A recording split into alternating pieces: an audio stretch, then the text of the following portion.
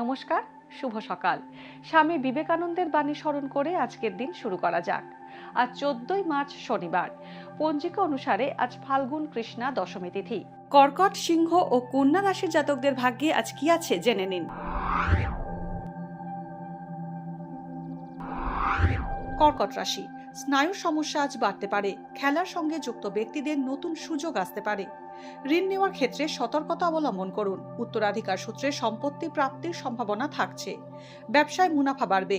প্রতিযোগিতায় সাফল্য পেতে পারেন। সিংহ রাশি, কৌশলে জটিল সমস্যার সমাধান করতে পারবেন। যে কোনো সিদ্ধান্ত নেওয়ার আগে সকলের মতামত নিলে লাভবান হবেন। ঋণ সংক্রান্ত আর্থিক ঝুঁকি না নেওয়াই ভালো। কাছাকাছি ভ্রমণের সম্ভাবনা রয়েছে। সন্তানের বিষয়ে সুখবর পেতে পারেন। কন্যা রাশি, লৌহ ও লৌহজাত দ্রব্যের ব্যবসা লাভজনক হবে। প্রযুক্তি ও ডিজিটাল মিডিয়ার সঙ্গে যুক্ত ব্যক্তিরা বিশেষ সুবিধে পেতে পারেন। জীবনসঙ্গী স্বাস্থ্যহানির যোগ রয়েছে। উচ্চশিক্ষায় বাধা আসার সম্ভাবনা রয়েছে। বাবার স্বাস্থ্য নিয়ে উৎকণ্ঠা বাড়বে। ছোট ভাই বোনের কারণে সমস্যায় পড়তে পারেন। ভাগ্যে কি আছে, দিন কেমন কাটবে, জানার ইচ্ছে সবার মনেই। আপনার সঙ্গে কি ঘটবে জানাচ্ছি আমরা।